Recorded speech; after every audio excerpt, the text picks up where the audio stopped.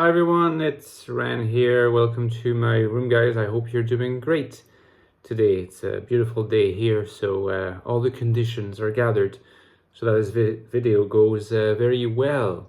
I would like to talk to you today about some of the feeling of having superpowers, cheat codes that sometimes knowledge of personality types can give us or appear to give us, and what are the opportunities involved in this, and what are also the risks to be mindful of, or at the very least the limitations of this particular sense of approach. So does knowledge of type give us special powers, and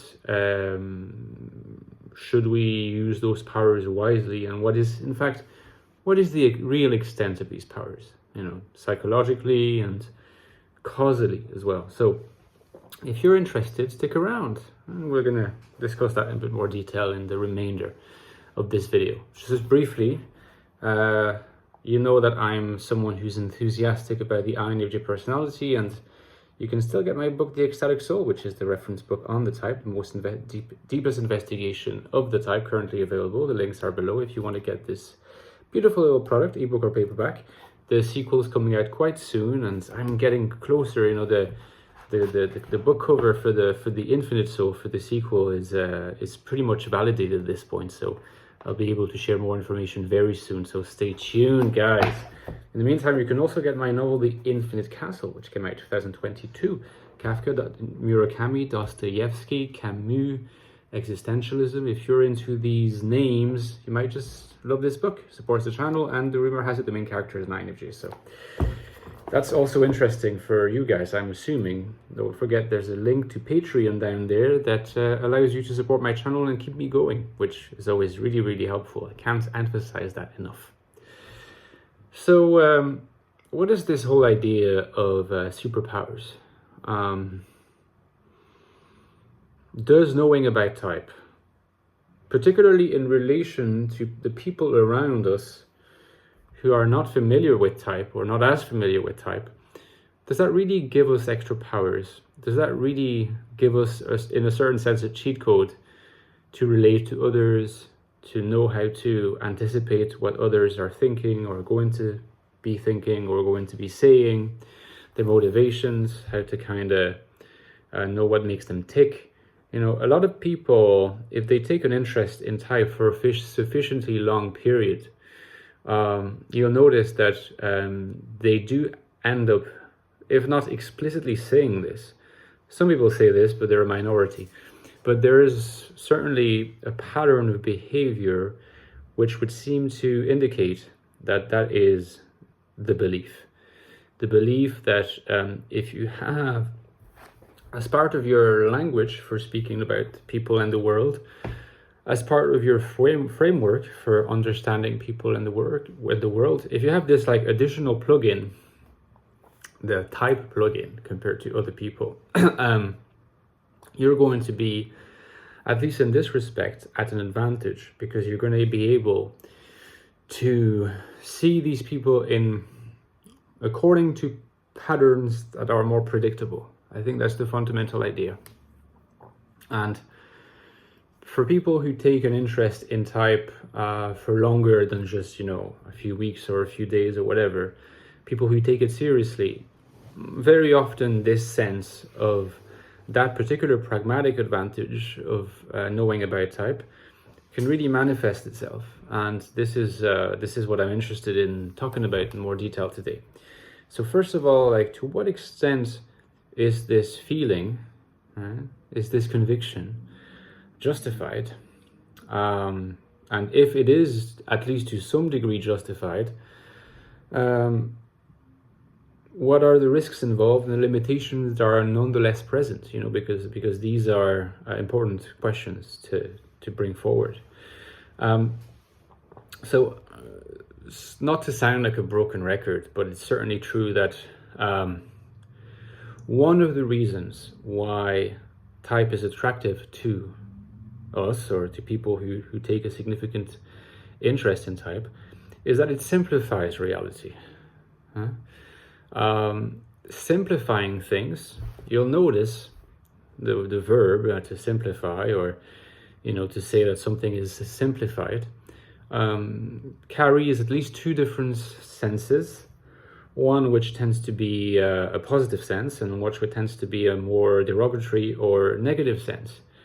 That is to say that sometimes reality is so complicated that actually having a bit of simplification is really useful to navigate said reality. There's other contexts where the complexity of the world is part of its richness and beauty, and the simplifying can turn into the simplistic. And it can turn into the essentialistic, the mechanical, the stultifying, the ossifying. A lot of people talk about being put in boxes, or putting other people in boxes. Certainly, when you push the rationale of typing people as pure, immovable, and predictable essences in a network of cause and effect, the more extreme you are about this, the more you are practicing what you might call the restrictive interpretation of type, which is something I discuss extensively in my next book, The Infinite Soul, particularly in chapter 1. And that there's clear issues with that. First, let's just talk briefly about what's advantageous. When you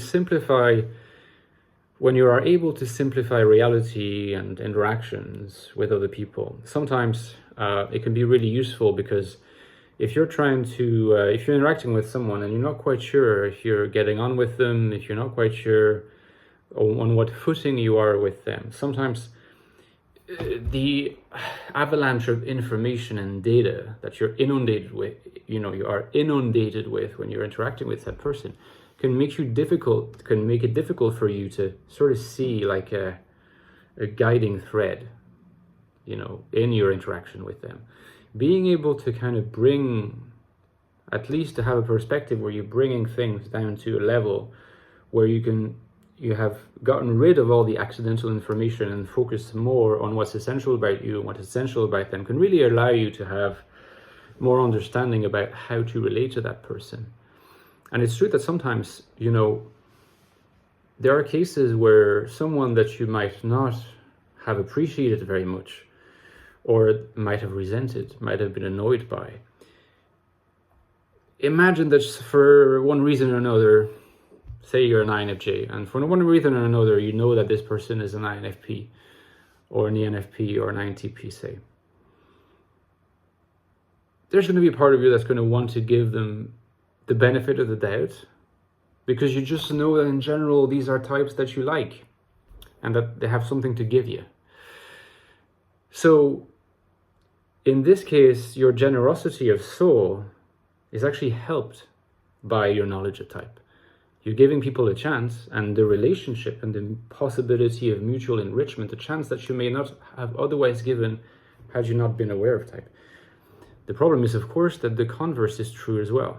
Someone that you seem to be getting on very well with, or at least, there is this first contact that's very good. If you have identified them as, again, if you speak from the perspective of an INFJ, if you've identified them as ISTJ or ESFJ, perhaps you won't be as willing to give them time as you would have if they had typed them otherwise, particularly if you had typed them as possessing an N letter.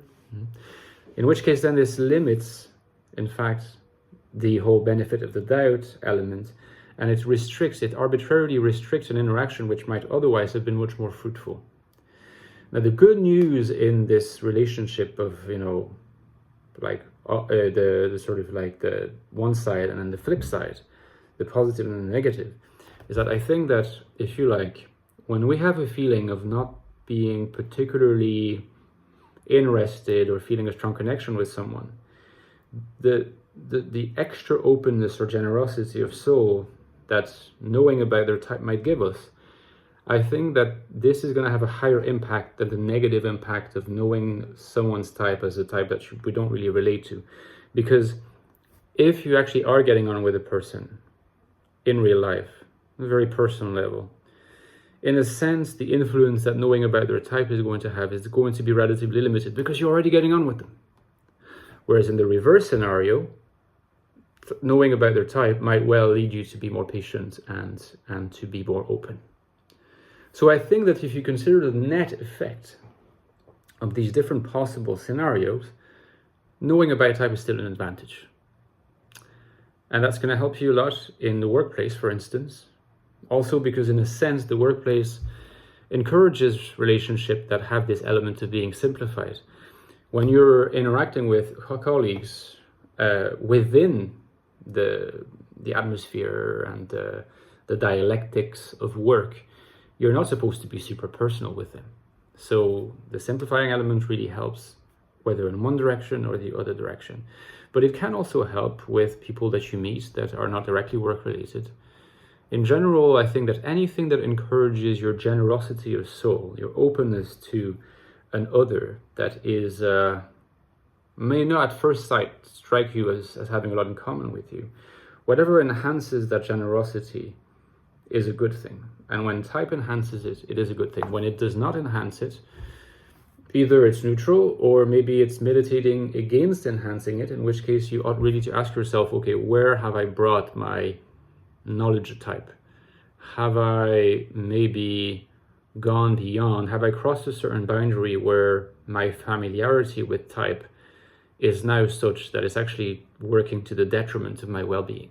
You know, because when you talk to smart people, and when I say smart people, I just don't mean people who have high IQs or whatever, but I mean just people who strike me as having a kind of refined understanding of personal interactions, and people who are sensitive to such things, people who are just intelligent in the broader sense. If they've had an interest in type for many years, something that you'll notice is that sooner or later they will tend to make that leap to where the focus for them becomes really explicitly about, is knowledge of type enhancing my well-being?